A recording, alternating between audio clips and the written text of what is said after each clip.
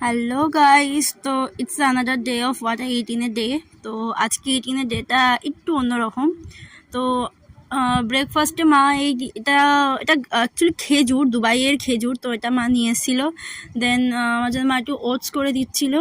দেন আমার হট করে একটা কল আসলো যে আমার পার্সেলের জন্য। তো পার্সেলটা নিয়ে চলে এসেছি। বাইরে এত রোদ যে পুরো ঘেমে গেছিলাম।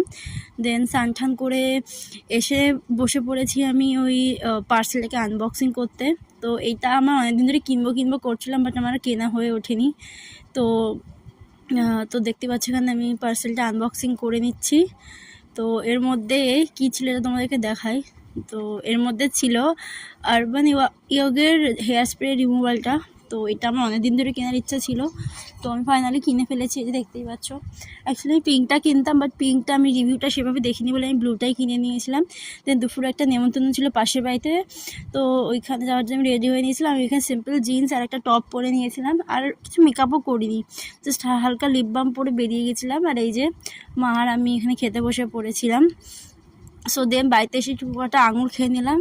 তো কিছুক্ষণ পর রাতে আমি আবার রেডি হয়ে গেছিলাম, কারণ ওই বাড়িতে আমার আবারও নেমন্তন্ন ছিল।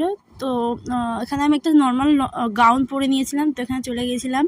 তো রাতেরবেলা আমি বেশি কিছু খাইনি। রাতেরবেলা আমি জাস্ট ভাত, ডাল, আলু ভাজা আর মাছের ঝোল দিয়ে খেয়েছিলাম।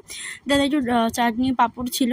তো ওপর থেকে নেমে পুচকুটার সাথে কিছুক্ষণ খেয়ে নিলাম। পুচকুটা খুব কিউট। তো বাড়িতে এসে দেখি আমার আর একটা পার্সেল চলে এসেছিলো।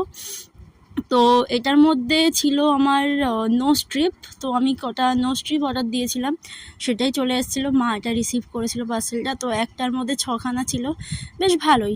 তো আমি এটা ইউজ করিনি, ইউজ করে তোমাদেরকে রিভিউ জানাবো। সো ব্যাস এইটুকুই। বাই, ভালো লাগলে এটা লাইক করে দিও।